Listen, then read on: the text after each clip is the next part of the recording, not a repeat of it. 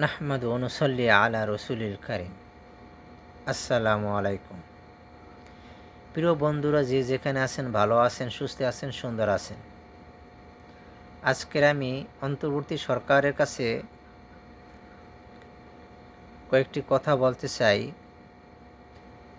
যে বিগত আওয়ামী সরকারের আমলে যে খুন হয়েছে, গুম খুন হয়েছে, নির্যাতিত হয়েছে, প্রত্যেকটা খুনের, প্রত্যেকটা গুমের, প্রত্যেকটা নির্যাতিত মজলুম মানুষেরা যেন সঠিকভাবে বিচার পায় এবং প্রত্যেকটা খুনির জন্য বিচার হয়, কেউই যেন এই বিচার থেকে রেহাই না পায়। কারণ এই বিচার থেকে যদি রেহাই পেয়ে যায় তাহলে সুন্দর বাংলাদেশ গড়া মোটো সম্ভব হবে না। কারণ যারা অপরাধী তারা পার পেয়ে যাবে, তারা বলবে যে আমরা তো অপরাধ করেছি, আমাদের কিছুই হয় নাই। সুতরাং এগুলো খুব জোরালোভাবে এদের বিচার করতে হবে। আর আওয়ামী লীগের অনেক সাধারণ মানুষ আছে, সাধারণ কর্মীরা আছে যারা সাপোর্ট করে কিন্তু গুম খুনের সাথে জড়িত না, তাদের উপরে যেন মিথ্যা মামলা না হয়। বিগত আমলে কিন্তু ঢালাওভাবে আওয়ামী লীগ সরকার বিএনপি কর্মীদের উপর মিথ্যা মামলা দিয়ে হয়রানি করছে, বিরোধী দলের লোকদের উপর মিথ্যা মামলা দিয়ে হয়রানি করছে। মিথ্যা মামলা যেন না হয়।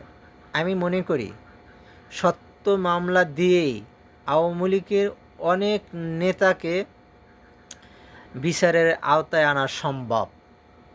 কারণ আওয়ামী লীগ মিথ্যা মামলা দিয়ে যেরকম মানুষদেরকে নির্যাতন করছে, এখন সত্য মামলা দিয়ে আওয়ামী লীগকে শায়েস্তা করা সম্ভব। সুতরাং জাতি যেন ন্যায় বিচার পায়, কার উপর যেন জুলুম করা না হয়, আবার কাউকে যেন ছেড়ে না দেওয়া হয়। প্রত্যেকটা অন্যায়ের জন্য, প্রত্যেকটা খুনের জন্য, প্রত্যেকটা নির্যাতনের জন্য যেন বিচার কাঠগড়ায় দাঁড়াতে হয়। আর যারা ইতিপূর্বে বাংলাদেশ থেকে চলে গেছে তাদেরকে দেশে এনে বিচারের আওতায় আনতে হবে।